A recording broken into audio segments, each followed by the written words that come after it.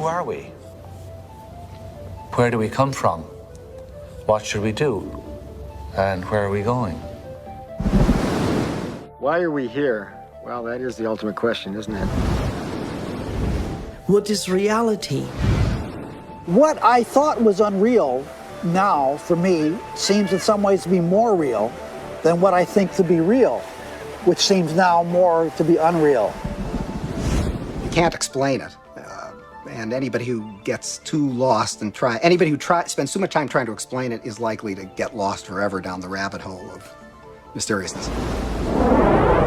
I think the more you look at quantum physics, the more mysterious and wondrous it becomes.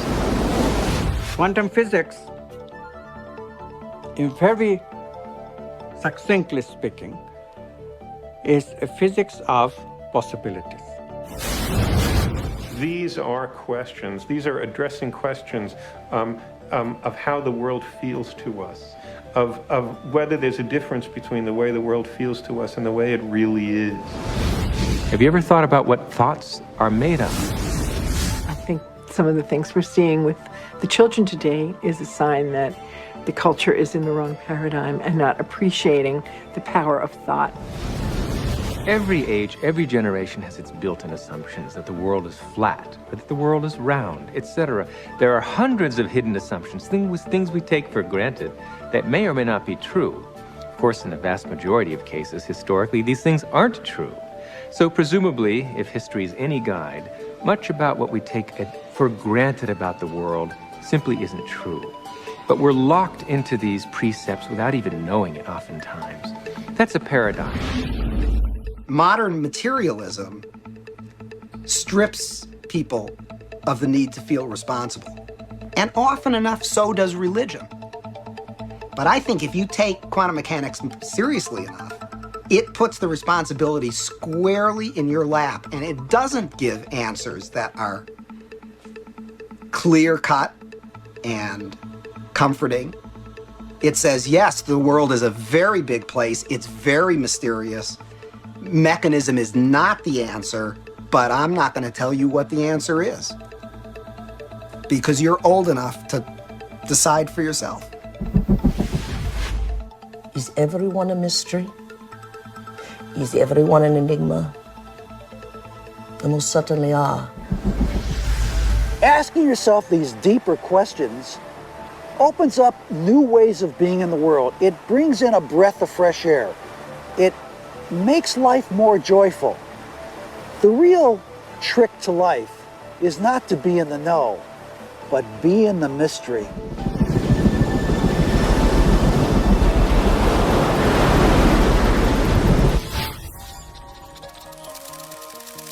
It's time to get wise.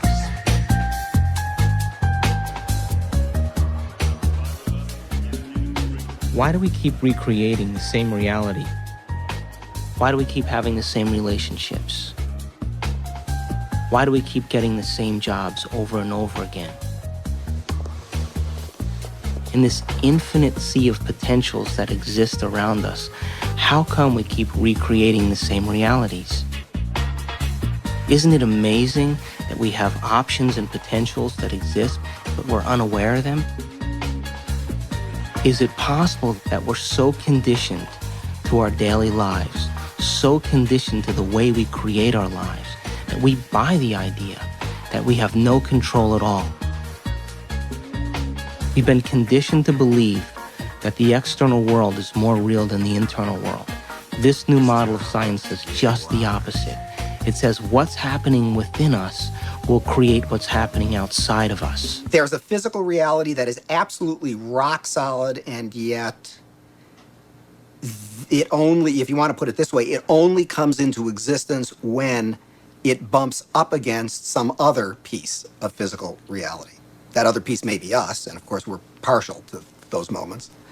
But it doesn't have to be either. It could be just some incidental rock comes flying along and interacts with this fuzzy mass of stuff, and sure enough, it provokes it into a particular state of existence. And there were philosophers in the past that said, look, if I kick a rock and I hurt my toe, that's real. I feel that, it feels real, it's vivid. and that means that it's reality. But it's still an experience, and it's still this person's perception of it being real. Scientific experiments have shown that if we take a person and hook their brains up to certain PET scans or computer technology and ask them to look at a certain object, and they watch certain areas of the brain light up, and then they've asked them to close their eyes and now imagine that same object. And when they imagine that same object, it produced the same areas of the brain to light up as if they were actually visually looking at it. So it caused scientists to back up and ask this question. So who sees then? Does the brain see? Or do the eyes see? And what is reality? Is reality what we're seeing with our brain? Or is reality what we're seeing with our eyes? And the truth is that the brain does not know the difference between what it sees in its environment and what it remembers, because the same specific neural nets are then firing. So then it asks the question, what is reality?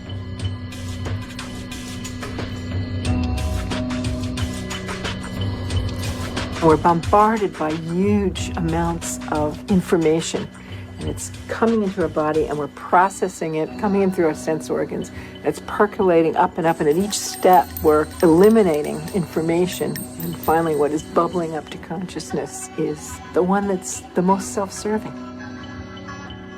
The brain processes 400 billion bits of information a second, but we're only aware of 2,000 of those. But our awareness of those 2,000 bits of information are just about the environment, our body, and about time.